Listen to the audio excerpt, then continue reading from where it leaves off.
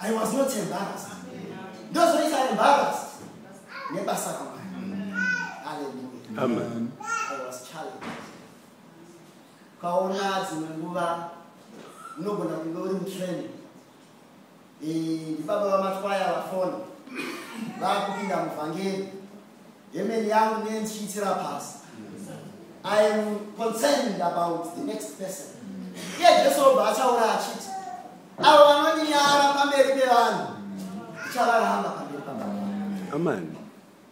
The reason why we don't have authority is because the compromise of the Quran. We are conforming to the things of this world.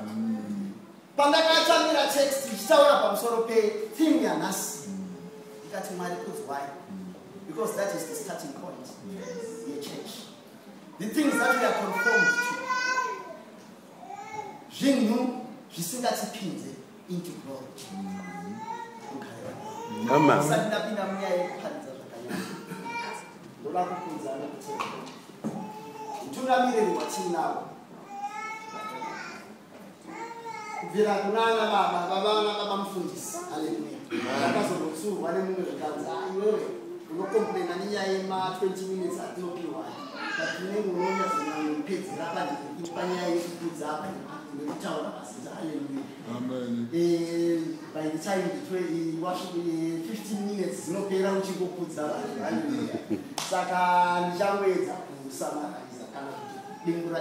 Haleluya. Saka ndichakudza kutungamirira vana baba mufundisi kusvika nokupedzisira dzokawo paniroma fesi. Haleluya.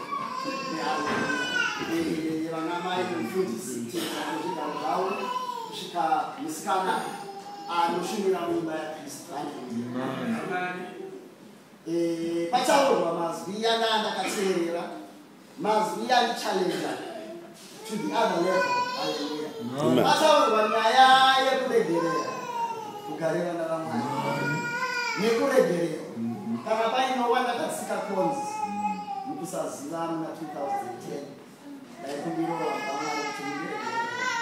Haleluya. Ndakati ndichiwacha news paSky News, yakatobuda paSky News kuPeru. Hanzi vanhu kana vakupinda muNew Year hanzi vanema scores to settle. Hanzi vanopedzerana nekuvana zvibhakera. Ndakatovaona vachitokindisana. Asi isusu we don't box hands. Tinoboxa neshoko raMwari. Hallelujah. We don't box with hands. Amen. Amen.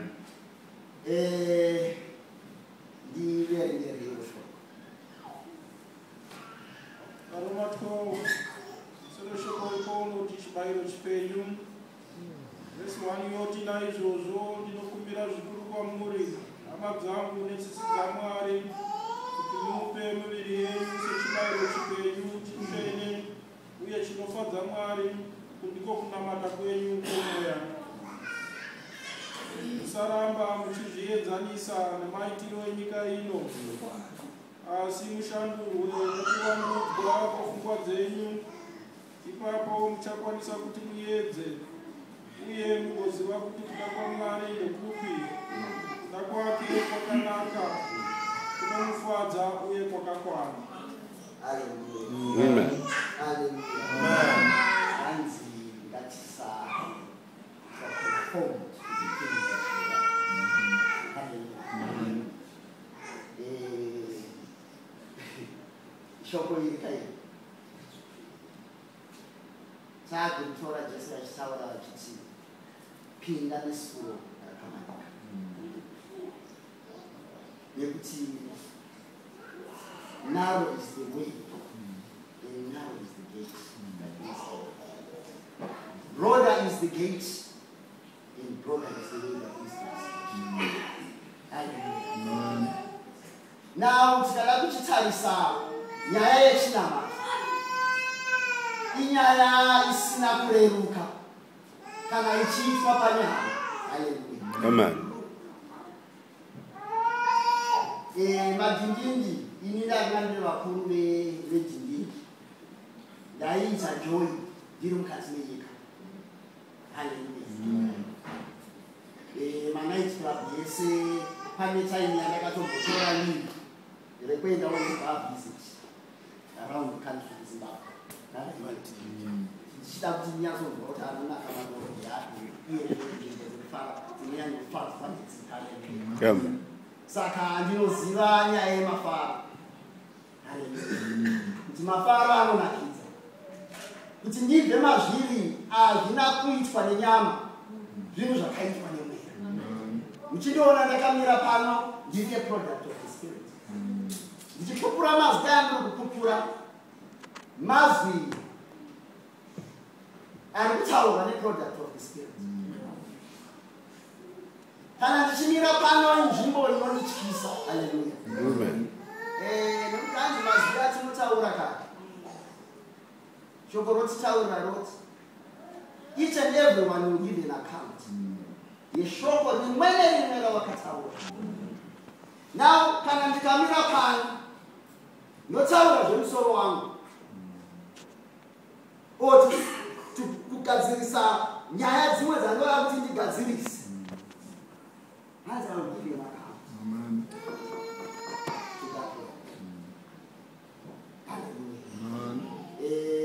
Ndichatora kamukana ndichana sezvo ndiri kurepresenta London.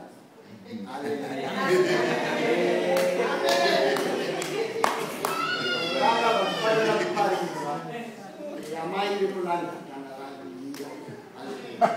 Poita munyori wekulanda anga achapiwa 20 minutes.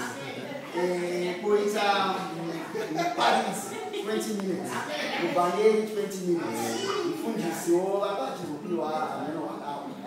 Saka time iyoyo Amen. Saka anofunga Amen.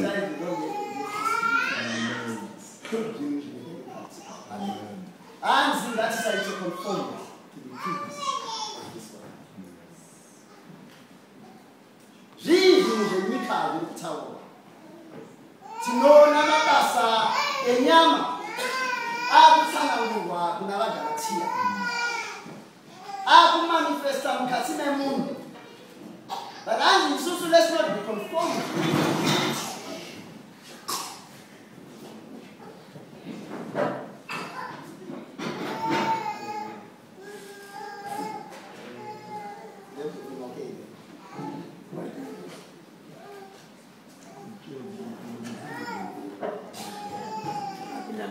Hallelujah. Amen.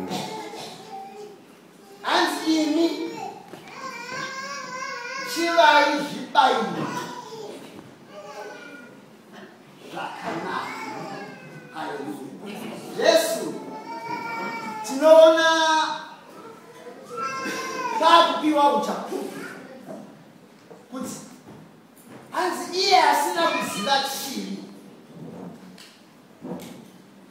asi akatora chivi. Hallelujah. Hanzi igwayana raMwari risina chipomerwa, harina kana gwapa kana kurema. Hanzi sacrifice iyoyo ndio iri kutsvakwa naMwari. Mwari vari kutsvaka sacrifice isina gwapa kana chivi. Amen. You know, on another occasion, you know, sometimes Spanish are so good how to understand that. But go on, so we need to Paridzai. You want to talk about that? You just feel, I'm not too Paridzai.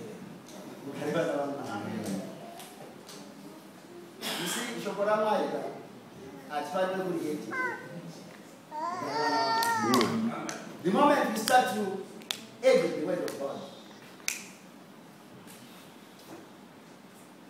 at this series, they live in sacrifice. Amen.